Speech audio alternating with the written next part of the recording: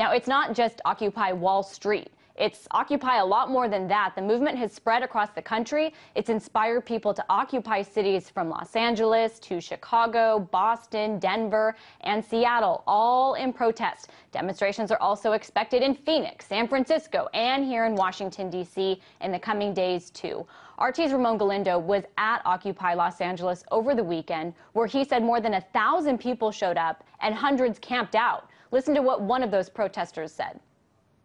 The purpose of it and the points that people are standing behind are worth a revolution. I think it's worth it. Whether we'll be able to do that or not is up to everyone who's here.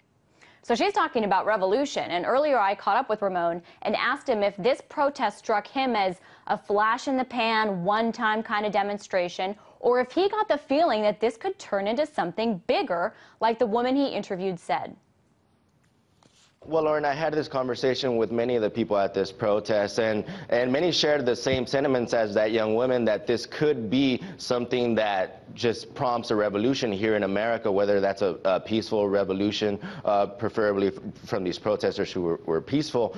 But a lot of people are still unsure. I mean, it seems like there's still some fear over whether people should stand up. But what we're seeing is that this Occupy Wall Street protest, it's going nationwide. It's not just happening in Los Angeles and New York. It's happening in over 100 cities now. I mean, there's going to be demonstrations in D.C., in Los Angeles throughout this week, and in over 100 cities in America. It seems like this Occupy Wall Street sentiment is really gravitating. So whether we'll see a revolution like that young woman said, it is going to be up to the people. But obviously, it is a very strong movement that a lot of people can't stand behind. And as you're talking about a growing movement, some of the protesters we've seen and I know I've seen them in New York, I don't know if they were in LA too, they had signs saying American Spring, comparing this to what we've seen in the Arab Spring. And even on Occupy Wall Street's website, they say that they're inspired by what we've seen in the Arab world and the revolutions there.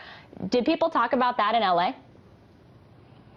Oh, most definitely, Lauren. Now, a lot of the people that I talked to, you mentioned the Middle East, a lot of the people got their inspiration from the protesters in Greece who see austerity measures just eroding their way of life.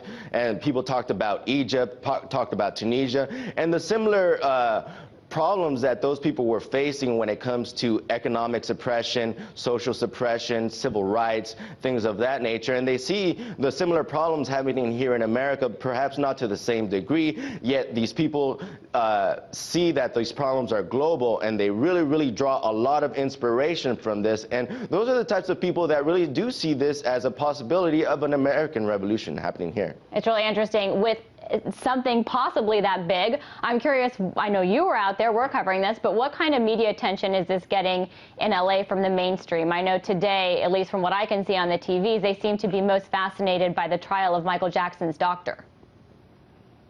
Well, that's right, Lauren. Over the weekend, the demonstrations here got minimal coverage.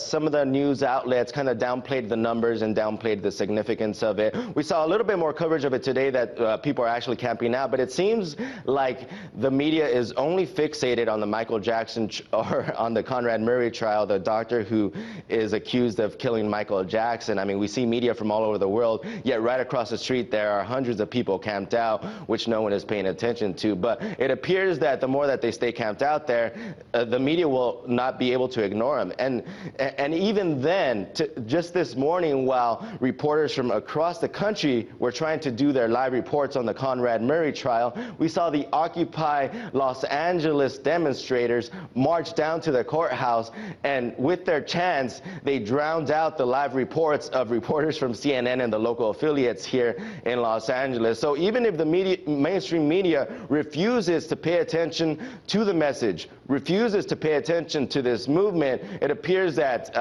the Occupy Wall Street protesters and those showing solidarity with Occupy Wall Street are definitely letting their voices be heard. That's one way to do it. Just jump in front of another reporter's live shot if you feel like you're not getting the attention. That was RT correspondent Ramon Galindo.